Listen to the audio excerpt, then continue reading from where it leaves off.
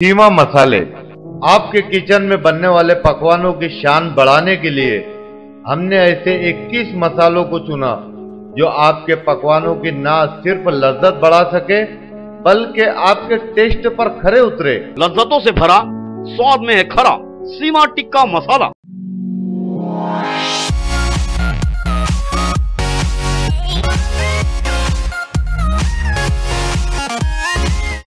नमस्ते, मैं हूं शाहिद हुसैन और आप देख रहे हैं recite today news. Recite today news आज से एक नए शो का आगाज़ कर रहा है जिसका नाम है जो कहूँगा सच कहूँगा, जिसमें हम अपने मेहमानों से पूछने वाले हैं तीखे सवाल। आज हमारे स्टूडियो में वो शख्स मौजूद है जिसको आपने रोड और गटरों में दौड़-कूद करते हुए देखा है, गटरों में उतरते हुए देखा है, आंदोलन के नाम पर भीख मांगते देखा है। अवामी मुतालबात को लेकर अनोखे एहतजाज करने वाले मालेगांव अवामी पार्टी के सदर रिजवान बेटरीवाला इस वक्त हमारे साथ मौजूद हैं। सबसे पहले तो हम आपका बहुत बहुत स्वागत करेंगे हमारे स्टूडियो रिसाइट टुडे में। और हमारे पहले एपिसोड जो कहूँगा सच कहूँगा में आपका स्वागत है। जानना चाहेंगे आपसे कि इस अनोखे एहतजाज का मकसद क्या है, क्या राज है इसके? अनोखा एहतजाज बोले तो आप कौन सा एहतजाज पूछना चाह रहे हैं? ये आप जो खड्डे में उतर जाते हैं, गड्ढों में उतर जाते हैं, बारिश के कीचड़ में लोग बोल करते हैं, तो इस जो एहतजाज का जो मकसद क्या है?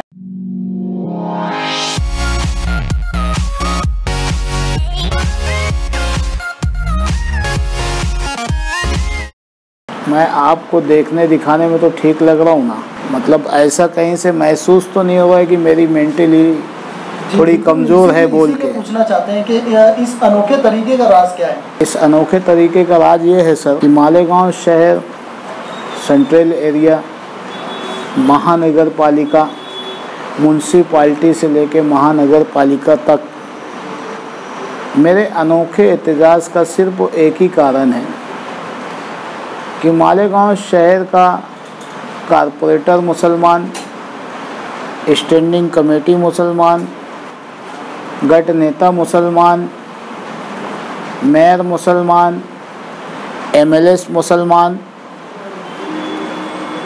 लेकिन सर शहर में कोई विकास नाम की चीज़ नहीं है। और ये लोग समझ में नहीं आती, घर भर की ये लोगों की जो दावतें चल रही है सियासी लोगों की, भाई एमएलए, बाप मेयर, माँ स्टैंडिंग में, दूसरे तमामी लोग उनके ओहदे पे, इख्तियार पे, उसके बावजूद इनके एक पिछले भाई जो पीछे इलेक्शन में अभी हारे, वो आज वार्ड का दौरा करने निकल गए कि आवाम को तकलीफ़ क्या है। ये मेरा होता है अनोखा एहतजाज कि जिनके हाथ में पूरी सत्ता है और जो अभी कोई ओहदे पे नहीं है, वो जायज़ा लेने निकलता है कि मेरे घर के लोग काम कर रहे हैं कि नहीं कर रहे हैं। जैसे अभी पीछे दिनों में सर मशरिकी इकबाल रोड पे 60 फीटी के पास में कोई पाइप फट गया, कुछ हो गया, लोगों के घरों में गंदगियाँ घुस गई। वहाँ एक हाजी साहब पहुँचे और अपने जेब खर्चों से वो पब्लिक का काम कर रहे हैं। अरे भाई साहब, आपके भाई एमएलए है, आपके वालिदे मोहतरम मेयर है, आपकी वालदा पोस्टों पे है, सत्ता आपकी है, आप अपने जेब से खर्च करने का मतलब क्या? मालेगांव शहर की महानगर पालिका 439 करोड़ का बजट रखने के लिए जिस तरीके से रिजवान बेटरीवाला आवाम से 1 रुपया भीख मांगे और किसी टूटी जगह को रिपेयर करे, तो वही काम ये लोग करेंगे क्या, सत्ताधारी लोग? दूसरी चीज़ ये है कि कारपोरेशन इलेक्शन में सर आपने देखा, मालेगांव शहर की आवाम ने देखा कि हर टाइम ये सियासी लोग एक नया नया नारा दे के उठते हैं। अब बिल्कुल गंदगी की तरफ भी आएंगे, अतिक्रमण के मुद्दे हैं, उन सब मुद्दों की तरफ आएंगे, लेकिन अपना जो आपने जो तरीका इख्तियार किया है, लेकिन जिससे आवाम का ध्यान आपकी तरफ आकर्षित होता है। पिछले दिनों आपने फूल फेंक कर इस्तेमाल किया रोड पर चलने वालों का, मोटरसाइकिल वालों का, तो वो आइडिया कहाँ से आया, ये जानना चाहेंगे कि इस तरीके का एहतजाज करना चाहिए, इस तरीके का भी एहतजाज दर्ज कराना चाहिए।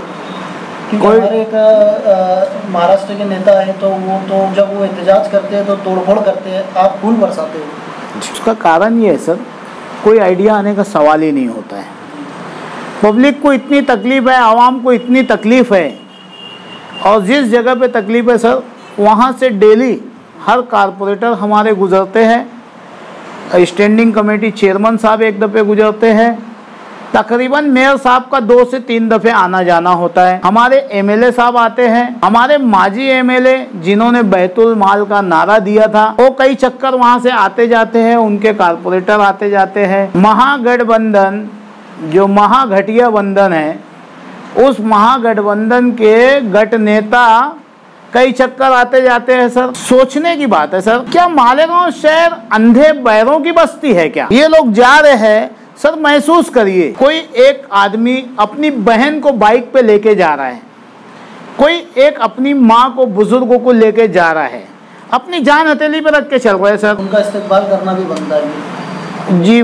मेरे पास तो कोई सत्ता नहीं है, मैं कोई कारपोरेटर नहीं हूँ, मैं कोई नुमाइंदा नहीं हूँ, तो मेरी औकात इतनी है कि मैं मेरी आवाम के लिए, कम से कम मेरी आवाम की तरफ से, आवाम के लिए नहीं, आवाम की तरफ से इन निकम्मों का मैं स्वागत करता हूँ सर, महानगर पालिका का स्वागत करता हूँ। ये मेरा स्टाइल है। काफ़ी अनोखा स्टाइल है। मालेगांव शहर में गंदगियों का राज, वैसे तो कई ढेर सारे मसाइल हैं, लेकिन आपने गंदगी को भी फोकस किया है इसके अंदर, तो कितना आप कामयाब हुए अपने मुद्दों को आवाज़ उठाने के बाद? कितनी आपको कामयाबी इसमें मिल पाई? देखिए, रह का गई बात कामयाबी की सर, मैं कोशिश करता हूँ, आवाम को जताता हूँ कि ये गलत हो रहा है। आपने गंदगी की बात पूछी तो मैं एक छोटी सी मिसाल दूंगा। आज से 3-3.5 साल पहले सर, सर्वे नंबर 10 की जो हमारी माँ बहनों की बैतुल खला है मछली बाजार के इलाके में, बैतुल खला के अंदर तो जाने की 2 नंबर की बात, 1 नंबर की बात कि उसके गेट पे इतने दलदलों में बहनों के पैर फंस जा रहे थे।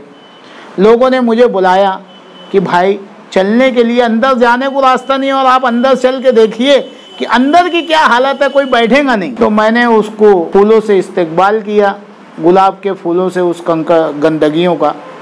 तो एक्शन का रिएक्शन क्या हुआ, आप वहाँ से आवाम से इंटरव्यू ले लीजिएगा सर, आवाम बताएंगे क्या हुआ था। अतिक्रमण के मुद्दे पर क्या कहना चाहेंगे? अतिक्रमण की तो इंतहा हो गई है सर। अतिक्रमण के लिए वाकई में मैंने जो आंदोलन किए हैं शहर के अतिक्रमण को हटाने के लिए, मैं मुस्तफ़ा भंगार बाज़ार का एक दुकानदार हूँ, जो महानगर पालिका ने हमें वो दुकान दे रखी है। लेकिन दुकान दे रखी है तो इसका मतलब ये नहीं कि सड़क हमारे बाप, दुकान में रह के कारोबार कर सकते हैं, लेकिन सर दुकान छोड़ के 10 से 15 फीट दुकानें आगे लगती है, इस तरफ से भी उस तरफ से भी, और वहाँ से तकरीबन स्कूल की 15-20 हज़ार बच्चे बच्चियाँ निकलते हैं, उनको चलने के लिए रास्ता नहीं। उस अतिक्रमण को हटाने के लिए सर एटीटी के पास में गटरों का पानी सड़क पे भर के आ गया था, मैंने उसमें तैराकी करके बताया, स्विमिंग पूल समझ के कि यार मालेगांव में स्विमिंग नहीं है, इसी में स्विमिंग कर लिया जाए, तो हटाओ अतिक्रमण बोल के। सर उससे पहले मैंने या उसके बाद सब रिकॉर्ड है मेरे पास, आगरा रोड का फेमस बेकरी के सामने, जहां मेरी आवाम 2 मिनट नहीं खड़ी हो सकती उस गटर के सामने, सर शहर से अतिक्रमण हटाओ, गंदगी साफ करो, रास्ते बनाओ बोल के मैं उस गटर में कूद गया सर। अल्हम्दुलिल्लाह 5 वक्तों का नमाजी हूँ, उस गटर में कूद गया। उसका रिएक्शन ये हुआ कि 6 महीने तक का मैं थर-थर कांपता रहा उसी मुद्दे को लेकर के। कल कमालपुरा के अंदर जो मेरी 2 बहनें, वो सेफ्टी टैंक फूटा और उसके अंदर डूब गई, तो अल्लाह रहम करे। सर बोलने में बहुत अच्छा लग रहा है, सुनने में भी मज़ा आएंगी कि यार बहुत अच्छी बतिया कर रहा है। किसको जिम्मेदार मानेंगे इसके लिए? पूरी महानगर पालिका है सर, इस शहर के कारपोरेटर है, इस शहर की स्टैंडिंग कमेटी, इस शहर का है, 4 अलग-अलग बड़ी पार्टियां हैं। सर आप मुझे बताइए ना, इसमें कौन मुलव्विस नहीं है? गठबंधन से जो है कारपोरेशन चल रही है, गठबंधन से किस पार्टी को आप जिम्मेदार मानेंगे, किसको जिम्मेदार मानेंगे? सर देखिए, जिम्मेदार मानने की बात तो ऐसी है, एक छोटा सा उदाहरण देना चाहूँगा मैं आपको। सर इलेक्शन का पीरियड आपको याद होगा, महागठबंधन वाले हमारे जिन्होंने बैतुल माल की हिफाजत का नारा दिया था, दोनों हाथ उठा उठा के स्टेज पे बता रहे थे कि हमें बीजेपी को रोकना है, हमें बीजेपी को रोकना है। और जो अभी सत्ताधारी है ये कह रहे थे कि हमें शिवसेना को रोकना है, शिवसेना को रोकना है।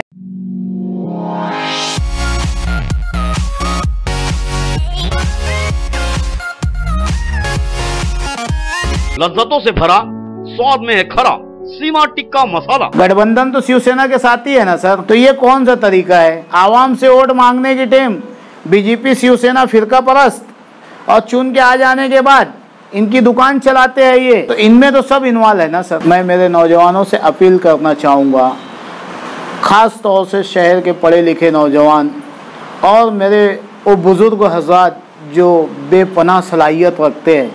रिजवान बैटरी वाला इतना अक्लमंद नहीं है, लेकिन मैं दावत दे रहा हूँ उन्हें कि आप ITI लगाइए, मालूमात लीजिए। आपके साथ में कौम के नाम पे ये लोग खुला डस रहे सर। यहाँ बीजेपी, RSS, बजरंग दल और शिवसेना को बुलाने की ज़रूरत नहीं है, ये हमारे ही लोग डस रहे हैं सर। एजुकेशन डिपार्टमेंट से आप पूछिए, ये लोग फीस नहीं ले सकते, धनंजय से ले रहे हैं 20,000, 30,000, 25,000, हाँ 10,000, 5,000। गरीब के लग नहीं है, उड़ा ले जा तेरे बच्चे को। क्या है ये सब? ये लोग नहीं ले सकते सर। हमने एक जगह से एक आदमी आया हमारे पास, हमने एक स्कूल पे FIR भी दर्ज करा के रखी है। मैं ऑन रिकॉर्ड कह रहा हूँ सर, यहाँ की पुलिस भी मुलव्विस है इन भ्रष्टाचारियों के साथ में, इनके ऊपर कोई एक्शन नहीं ली। अभी हम वो मुद्दे को लेकर के विनोद तौड़े जी से मिलने वाले हैं, CM साहब को मिलने वाले हैं कि हमने FIR किया। आप 1 रुपया ले रहे हो, आप रिसिप्ट दीजिए ना। 1 लाख रुपया ले रहे हो, रिजवान बैटरी वाले का कुछ बोलना नहीं है, मैं आपके खिलाफ नहीं हूँ। आप तंजीम चला रहे हो, आप रिसिप्ट दो। आपको कानून भी बोल रहा है, सरकार भी बोल रही है, स्कूल एजुकेशन डिपार्टमेंट भी कह रहा है, ये लोग स्लिप नहीं देते। मेरी यही लड़ाई है। एक सवाल है कि ठीक है, रिजवान बैटरी वाला ने हर चीज़ का ठेका नहीं ले रखा, लेकिन आवाम उम्मीद करती है आपसे भी कि चोरी और गुंडागर्दी के बारे में भी आप कुछ बोलो। कुछ सवाल हमारे पास आए थे जो जानना चाहते हैं कि रिजवान बैटरी वाला इतने मुद्दों पर बात करते हैं आप, तो दिन में जो है कई एक दिन में 4-4 चोरियाँ होती है, गुंडागर्दी इस वक्त तो बढ़ी हुई है, तो आवाम चाहती है कि उनके लीडर इस बारे में भी कुछ एक्शन में कुछ बताएं।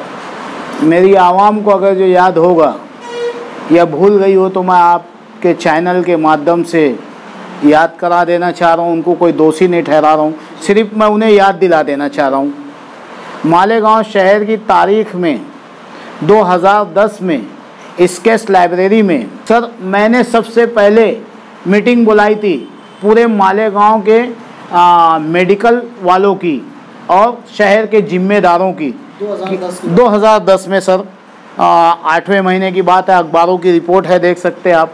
मैंने उसमें कहा था कि जो नशीली गोलियां मेडिकल वाले दे रहे चंद पैसे के मुफाद के लिए, कल ये नशा हमारी कौम में बढ़ के इतना बढ़ जाएगा कि ये बच्चे ना माँ को पहचानेंगे, ना बाप को पहचानेंगे, ना बड़ों को पहचानेंगे। आज वही दिन आ गया है सर। अभी 2 दिन पहले एक इसी नशे में मुफ्तिला लड़का, मैं उसका नाम नहीं लूँगा, वो मेरे पास आए और मेरे गले पड़ गए कि भाई जब तक मैं तुम्हें साबित नहीं कर दूंगा मैं मेरे घर नहीं जाऊंगा, मैं उस नशे में डूबा हुआ हूँ और मेरी कौम डूब रही है, उसे बचाना है। तो आप कुछ कर सकते हो, मेरे साथ चलो। देखो मेडिकल वाला कैसे मुझे दवाइयाँ देता है। वो ऑटो पे गया, मैं बाइक पे गया। वो मेडिकल वाला समझ जाएगा, आप जब ये न्यूज़ देखेगा तो उसके ध्यान में आ जाएगा कि बरोबर रिजवान भैया आवा रउदीना। तो वो आदमी मुझे वहाँ ले गया सर, और ले जाने के बाद वो पहले गया, मैं पीछे से आया।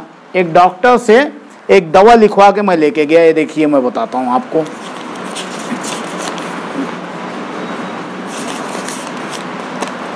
सर दर्द की दवा देख लीजिए आप। बलजबरी एक डॉक्टर को सड़क पे पकड़ लिया, बोलो मेरे को सर दर्द की दवा लिख के दे दे यार भैया। उसने सर दर्द की दवा लिख के दिया, मैं उसके पीछे गया सर। 4 बॉटल उसने बिना डॉक्टर की चिट्ठी के, बिना स्लिप के दे दिया और लेके उतर गया और मैं ऊपर चढ़ा। तो क्योंकि हम लोग आगे पीछे हो गए थे, वो मेडिकल वाला समझ जाएगा। अल्हम्दुलिल्लाह इतनी बड़ी बड़ी मेरे भाई की दाढ़ी है, मैं उनसे कहना चाहूँगा सुधर जाओ आप लोग। तो सर वो वापिस आया, उसने पूछा कि इससे उतना ही नशा होएगा ना जितनी कल वाली ले गए। मैं बोले, तो बोले अबे उसे ज़्यादा नशा हुई है। बोले जा, तो किसे आप बोलोगे? तो इन मेडिकलों को जो है सील करना चाहिए। अगर जो चोरी शहर में हो रही है, गुंडागर्दी हो रही है, तो नशे में धूत ये बच्चे अपने बाप को नहीं पहचान रहे, वो कोई रिजवान बैटरी वाले को नहीं पहचानते, वो कोई कासिफ साहब को नहीं पहचानेंगे। उनके हाथ में जिसका मोबाइल आएगा, अल्लाह न करे कल ये इतना गिर जाएंगे नशे के लिए कि सड़कों पे हमारी बहन बेटियों के ऊपर हाथ डाल के भागेंगे। सर बिल्कुल चेन स्नैचिंग के भी वाक़यात हुए हैं पुलिस की रिपोर्ट के मुताबिक, और मोबाइल चोरी के वाक़यात, घर चोरी के वाक़यात दिन ब दिन बढ़ते जा रहे हैं। हत्या के मर्डर के वाक़यात भी रमज़ान महीने में हुए और उसी नशे की वजह से हुए। तो इसके लिए प्रशासन को और मुझे कुछ लोगों ने आगे बताया, इसी नशे में रहने वाले, कि पुलिस वाले हमसे आते हैं और पैसा लेके जाते हैं। बताइएगा अपने चैनल पे ये क्यों पुलिस वालों को एक जानवर कहाँ जुबा होने वाला है, रात को 4 बजे बरोबर इनको टिप लगती है, कैसे जाना है, कौन सी गली से जाना है, कौन सा कपड़ा पहन के वो जुबा करने वाला है, सब इनको मालूम होता है। कोरेक्स की नशीली दवाइयाँ बिक रही है, ये इनको नहीं मालूम है। तो कहीं ना कहीं ये लोग इन्वॉल्व है, और शहर के तमाम सियासी लीडरान ये चाहते हैं कि नौजवान नस्ल बिगड़े और हम उनका गलत फ़ायदा उठाएं, गलत इस्तेमाल करें। इलेक्शन आए तो इन्हीं को नशे में रख के गुंडागर्दी हम लोग तहलका मचाएं, और वो अभी शुरू हो गया सर। तो कारपोरेशन लीडरान और पुलिस, इन तीनों को आप एक जुमले में क्या बोलना चाहेंगे? पीवर भ्रष्टाचारी। और सियासी पार्टियाँ, ये उनके भी बाप है मालेगांव के हद तक। इस वक्त हम लेंगे एक छोटा सा ब्रेक के बाद बात जारी रहेगी। कीमा मसाले आपके किचन में बनने वाले पकवानों की शान बढ़ाने के लिए हमने ऐसे 21 मसालों को चुना जो आपके पकवानों की ना सिर्फ लज्जत बढ़ा सके बल्कि आपके टेस्ट पर खरे उतरे। लज्जतों से भरा, स्वाद में है खरा, सीमा टिक्का मसाला। ब्रेक के बाद एक बार फिर स्वागत है रिसाइट टुडे के शो जो कहूँगा सच कहूँगा में। हम बात जारी रखेंगे रिजवान बेटरीवाला से। छोटे छोटे सवालों की एक कड़ी का एक सिलसिला चल रहा था, उसी कड़ी में एक सवाल ये भी है कि कारपोरेशन की जो कमिश्नर साहिबा है उनको अवार्ड मिला है, एक स्वच्छ मालेगांव का उनको अवार्ड मिला है, और उन्होंने काफ़ी कोशिश भी की है कि गंदगी एक हद तक के कम हो जाए, और गैर कानूनी नल कनेक्शंस को उन्होंने तोड़वाया, वसूली में सख्ती की ताकि कारपोरेशन का जो है बजट बढ़े, और काफ़ी अच्छा उन्होंने ताकि कारपोरेशन जो है वो कर्जे से उसको निजात दी जा सके। लेकिन साथ ही साथ कहीं ना कहीं हम देखते हैं कि कारपोरेशन जैसे स्कूल नंबर 14 का मसला है, शॉपिंग सेंटर का मसला है, तो वो शॉपिंग सेंटर का मसला और कमिश्नर मैडम और कारपोरेशन, उसके बारे में आप क्या कहना चाहेंगे? नहीं देखिए, जब से महानगर पालिका बनी है मेरे ख्याल से मालेगांव में ये दूसरे कमिश्नर है मैडम जो वाकई में काम काबिल मुबारकबाद का कर रही हैं। मैं तो पहले उन्हें मुबारकबाद देना चाहूँगा, वो मुझसे बड़ी खफा है, नाराज़ है, क्योंकि जिस तरीके से उनका दिल दुखा है कि यहाँ पे भ्रष्टाचारी और बदउनवानी बहुत है, तो वो तो चंद दिनों में देख के इतनी खफा है। मैं उनसे कहना चाहूँगा कि मैं बहुत दिन से यहाँ की बदउनवानी देख रहा हूँ, तो मैं कितना खफा होऊंगा। हम उन्हें मुबारकबाद देना चाहेंगे, वो अच्छा काम कर रहे हैं कि लोगों की बिल रोक रहे हैं, इन भ्रष्टाचारियों के ऊपर ब्रेक लगा रहे हैं। अगर जो उसके साथ साथ वो ये भी करें कि जैसे स्कूल नंबर 14 में किसने आवाज़ उठाया मुझे नहीं मालूम, मैं इसीलिए पूछता हूँ, आपके माध्यम से पूछना चाह रहा हूँ कि जब बदउनवानी होते रहती है तभी आवाज़ उठाओ, हो जाने के बाद मत उठाइए। तो जिन लोगों ने आवाज़ उठाई है मैं उन्हें भी मुबारकबाद देना चाहूँगा। और मैडम का काम है कि ऐसी जगह पे आके वो खड़ी हो जाए तो इनके हौसले और पस्त हो जाएंगे। अभी माजी में हमारी मैडम साहिबा ने मुझसे कहा कि आपने महापौर साहब को गालियाँ दी, तो मैं मैडम साहब को बताना चाहूँगा कि मैडम साहब, महापौर जी ने आ करके जो ठेकेदार भ्रष्टाचारी कर रहा था, बजाय उसके बोलने को आवाम को गालियां दे रहे थे, तो गाली तो सुनेंगे ना। और आप तो आवाम के नुमाइंदे हो, आप आवाम के नुमाइंदे हो, सरकारी डिपार्टमेंट के नौकर हो, आप अपनी ड्यूटी करिए।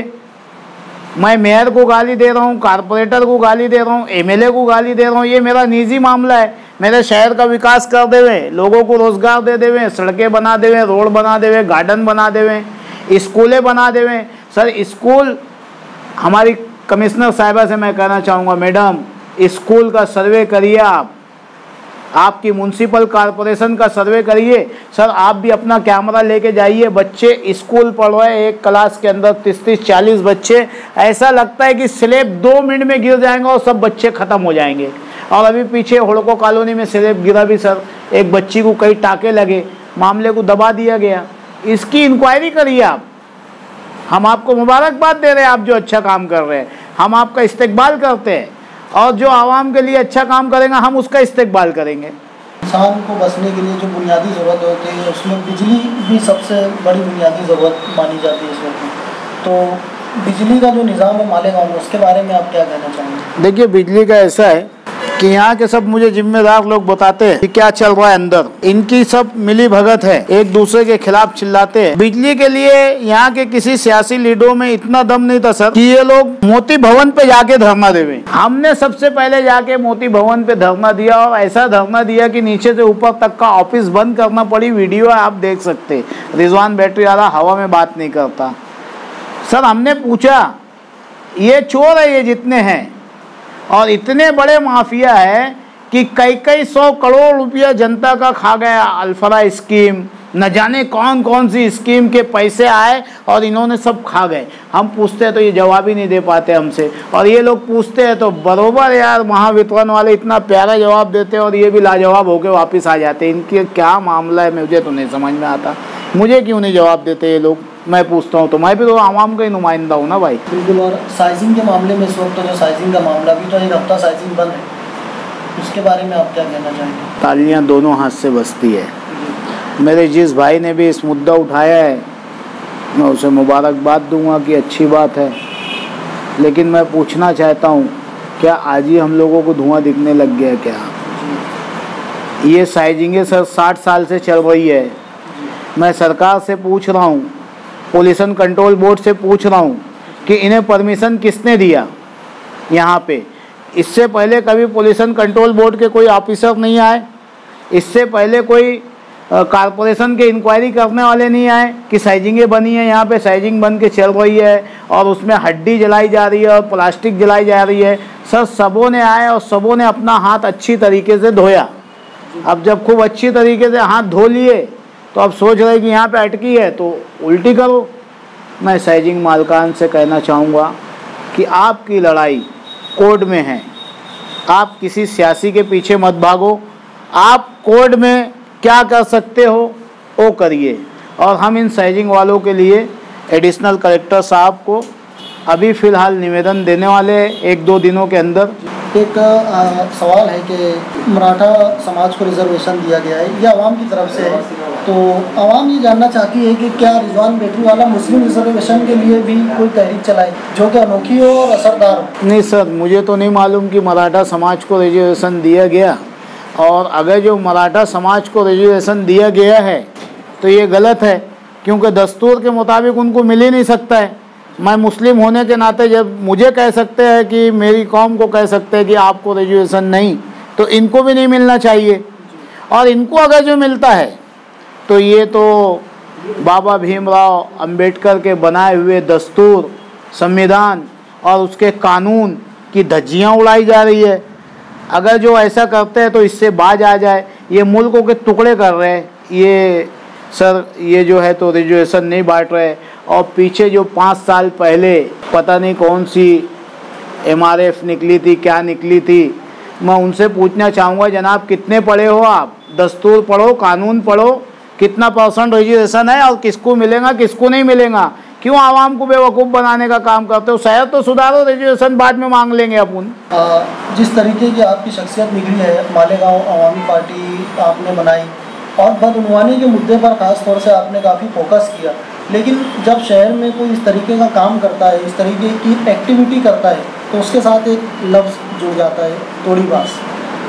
अगर आपके अपोजिशन वाले या जो आपको बिल्कुल पसंद नहीं करते, अगर वो आपको कहते हैं कि रिजवान बैटरी वाला तोड़ी करता है, तो आप उनके लिए क्या कहना चाहेंगे? उनका भी फूलों से इस्तकबाल करूँगा, उनका भी फूलों से इस्तकबाल करूँगा। 3 दफ़ा उनका फूलों से इस्तकबाल करूँगा। हर घरों का एक ही दफ़े क्यों, इनका 3 दफ़े कहूँगा, पुलिस से कर दूँगा इन लोगों का भी। इतनी मेहनत करके बोलेंगे तो सही। जैसे हमारे मेयर साहब ने कहा ना कि मैं चोर हूँ, शायद उनको मालूम होगा कि मैं चोर हूँ। तो मैं पूछना चाह रहा हूँ, आप कौन हो जनाब? आप कौन हो? जनता को जवाब दे दो। रिजवान बैटरी वाला चोर हो सकता, बैतुल माल का चोर नहीं है। आवाम का 1 रुपया नहीं खाया है। आवाम का 1 रुपया खाया है तो मेरी आवाम को मेरा खून माफ़ है। ऑन रिकॉर्ड बोल रहा हूँ, मेरी आवाम को मेरा खून माफ़ है। मेरे नौजवान चौक चौराया पसंद करे, रिजवान बैटरी वाला एग्रीमेंट पे लिख देगा कि मैं अपने आप से मार रहा हूँ, अपना खून माफ़ कर दूंगा। अब मुझे चोर बोलना भाई, तोड़ीबाज बोलना, मैं तुम्हारा इस्तेकबाल करूँगा। खाली आप साबित कर देना कि रिजवान बैटरी वाला यहाँ तोड़ी किया है। हवा में तीर मत चलाना मेरे भाई।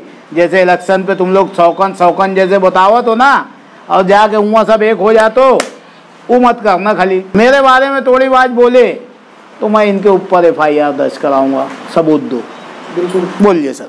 बहुत बहुत शुक्रिया। हमने इस वक्त एक छोटा सा ब्रेक के बाद बात जारी रही। कीमा मसाले आपके किचन में बनने वाले पकवानों की शान बढ़ाने के लिए हमने ऐसे 21 मसालों को चुना जो आपके पकवानों की ना सिर्फ लज्जत बढ़ा सके बल्कि आपके टेस्ट पर खरे उतरे। लज्जतों से भरा, स्वाद में है खरा सीमा टिक्का मसाला। ब्रेक के बाद एक बार फिर स्वागत है आपका रिसाइट टुडे के शो जो कहूँगा सच कहूँगा में। हम बात कर रहे थे रिजवान बैटरी वाला साहब से। जानना चाहेंगे कि शहर की एक बड़ी पार्टी के जनरल सेक्रेटरी कहते हैं कि रिजवान बैटरी वाला अगर बदनवानी के खिलाफ लड़ते हैं तो हम उनका साथ देने के लिए तैयार है, वो अच्छा काम कर रहे हैं। तो क्या हम उसको एक खुफिया गठबंधन माने? रिजवान बैटरी वाला कोई भी गठबंधन करेगा तो आवाम के सामने करेगा। खुफिया और अंदर वाली बात समझती तो गटरों में नहीं लौटता सरकार। और उन्होंने मेरी इतनी तारीफ की है तो मैं आज आपके चैनल से उनको दावत दे रहा हूँ, आओ मेरे साथ गटर में लौटो। 7 लाख की आबादी, 21 वार्ड है, 84 कारपोरेटर है, लेकिन जनरल बोर्ड मीटिंग का जब हम नक्शा देखते हैं तो सिर्फ 4-5 कारपोरेटर आवाज़ उठाते हैं। इस तरीके की बातें सोशल मीडिया पर चल रही है, बाकी कारपोरेटर्स खामोश रहते हैं। तो इसके बारे में आप क्या कहना चाहेंगे? सत्ताधारी अपोजिशन ये दोनों के मिलाए हुए तोते हैं। वो उन तोतों को ही हुक्म रहता है कि तू इतना टाएं करना, बाकी लोग खामोश बैठे रहना, सबका हिस्सा सबके घर पहुंच जाए। मालेगांव अवामी पार्टी ने अपने अनूठे एहतजाज से मशहूर है और अलग अलग तरीके के एहतजाज इस वक्त कर रहे हैं, लेकिन फिर भी अवामी मकबूलियत काफ़ी कम दिखाई देती है, कम लोग आपके साथ हैं। इसके बारे में क्या कहना चाहेंगे? ये एक दफ़ा आप अपने चैनल को लेकर के सर आवाम के बीच में जाइएगा और उनसे ईमानदारी से पूछिएगा तो गंदा रिजवान बैटरी वाला तुम्हारे को थोड़ा बहुत अच्छा लगता है कि नहीं। तो कितनी मास मिलेंगी आप देख लेना सर। लोगों के दिलों में है, जरूरत नहीं है कि रोड पे आके हमारे साथ चिल्लाए पुकारे। अकेला रिजवान बैटरी वाला और उसकी टूटी फूटी जो मेरे नौजवान हैं वो पूरे सिस्टम को हिला देते हैं सर। अभी थोड़ा सा समय है, इलेक्शन आ रहा है, थोड़ी सी मेरे नौजवान याद रखे अपनी वो 5 साल की जिंदगी की। माँ बहनों के लिए चलने के लिए रास्ता नहीं, मस्जिद में जाने के लिए रास्ता नहीं, पेशाब का पानी, गटरों का पानी, मस्जिदों की पैतरियों पे, लोगों के घरों में। आप खाली ध्यान रखिए, आवाम ध्यान रखे इस बात का। अवामी पार्टी क्या इस इलेक्शन में हिस्सा लेने वाली है पूरे ताकत के साथ? सर सियासी पार्टी है और आवामी पार्टी है और आवाम देख रही है कि 50 साल से कौन लोग मालेगांव शहर में राज कर रहे हैं और विकास कितना हुआ क्या नहीं हुआ। तो मालेगांव आवामी पार्टी तो पूरी ताकत के साथ उतरेंगी। ताकत क्या, उसकी ताकत यही है कि वो अपने स्टाइल में आंदोलन करे। अगर जो आवाम को लगता है कि हम कुछ कर सकते हैं तो आवाम हमारा एक दफा साथ दे सर। हम बड़े बड़े वादे तो नहीं करेंगे, लेकिन मालेगांव शहर की आवाम अगर जो हमें थोड़ा भी साथ दे दी तो हम इन तमाम शहर के बदउनवान लीडरों को सबक सिखा देंगे। आखिरी सवाल, क्या मंशूर होगा आपका, क्या पैगाम देना चाहेंगे? देखिए, एक मंशूर तो हमारा, मंशूर की बात जो है, क्या मंशूर बनाए मालेगांव शहर के लिए। क्यों आप इलेक्शन में मंशूर नहीं सुनते पार्टियों का? हर बड़ा लीडर खड़ा होकर मंशूर सुनाता, 100 नंबर की लिस्ट, 65 नंबर की लिस्ट, 80 नंबर की लिस्ट, हम कोई लिस्ट नहीं बताएंगे, हम कोई मंसूर नहीं बनाएंगे। जिस तरीके से हम खुली किताब है इसी तरीके से 100% आवाम का काम करके बताएंगे इंशाअल्लाह। नौजवानों के लिए कोई पैगाम देना चाहेंगे? सर मैं मेरे नौजवानों से कहना चाहूँगा कि मेरे नौजवानों, आज शहर में अगर जो गुंडागर्दी हो रही है, चोरियाँ हो रही है, माँ बहनें सुरक्षित नहीं है, तो इसमें कहीं ना कहीं आपका भी रोल है। बदउनवानों के कदम आगे बढ़ रहे हैं तो ये आपकी खामोशी उन्हें रोक रही है। मालेगांव आवामी पार्टी आपसे अपील कर रही है कि इन बदउनवानों के खिलाफ, इन गुंडों के खिलाफ, इन चोरों के खिलाफ उठ के खड़े हो जाओ। इंशाअल्लाह चंद दिनों में शहर का नक्शा पलट जाएगा। लेटेस्ट अपडेट न्यूज़ जानने के लिए देखते रहिए रिसाइट टुडे न्यूज़।